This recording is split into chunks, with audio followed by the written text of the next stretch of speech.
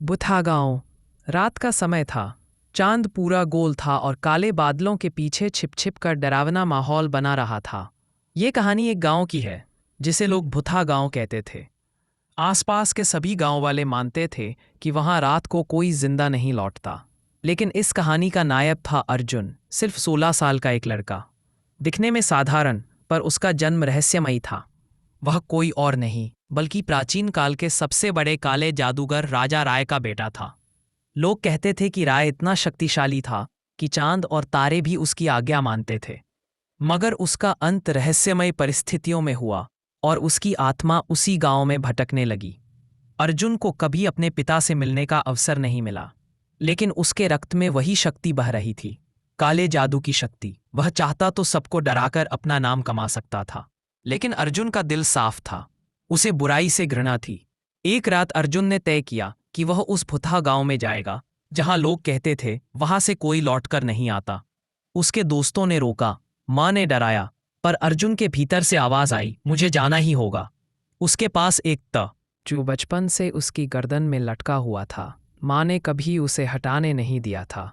मां ने कहा था, यह तेरा रक्षक है और तेरी सबसे बड़ी शक्ति भी। अर्जुन ने ताबीज पकड़ते हुए रात के अंधेरे में कदम बढ़ाया।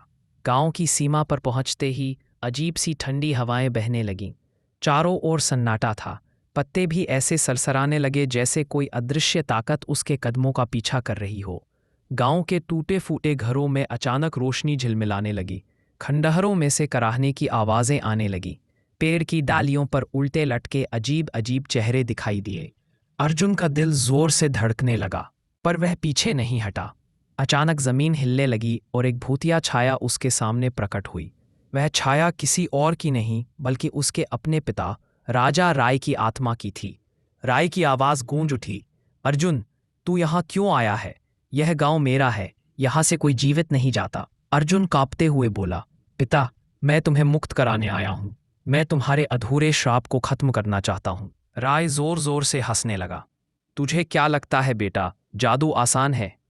जिस शक्ति ने मुझे अमर बनाया वही तुझे भी निगल जाएगी। अचानक दर्जनों काले परिंदे आसमान से गिर पड़े। गांव की गलियों से औरतों की चीखें आने लगीं। टूटी हवेलियों से हड्डियां निकलकर अर्जुन की ओर बढ़ने लगीं। पर अर्जुन ने अपनी आंखें बंद कीं और ताबीज को पकड़ा। तभी ताबीज से तेज नीली रोशनी फूटने लगी। वह रोशनी जैसे गांव के अंधकार को चीर रही थी। राय की आत्मा चीख उठी, नहीं, ये वही ताबीज है जो मेरी हार का कारण बना था। ये तुझे किसने दिया? अर्जुन बोला, मां ने दिया। उन्होंने कहा था सच्चा इंसान ही इस शक्ति का उपयोग कर सकता है। अब गांव युद्ध भूमि में बदल चुका था। एक ओर था काले जादू का राजा राय की आत्मा और दूसरी ओर था उसका बेटा अर्जुन, जो अपने पिता की बुराई को खत्म करना चाहता था। राय ने आग का तूफान पैदा किया। पूरी धरती कांपने लगी। अर्जुन ने ताबीज आकाश की ओर उठाया और मंत्र फुसफुसाया। नीली रोशनी और भी प्रबल हो गई। दोनों शक्तियां टकराईं, काली और नीली। आसमान लाल हो गया, जमीन में दरारें पड़ गईं और पूरा गांव हिलने लगा। राय चिल्लाया, तू मेरा बेटा है, बुराई तेरे खून में है, तू मुझे कभी नष्ट नहीं कर सकता। अर्जुन गरजते हुए बोला, बुराई खून से नहीं, इरादों से तय होती है। मैं इंसानियत का बेटा हूं, तुम्हारा नहीं। इतना कहते ही उसने ताबीज जमीन में गाड़ दिया। अचानक गांव की धरती से सफेद रोशनी निकलने लगी। सारी आत्माएं चीखते हुए मुक्त होने लगी।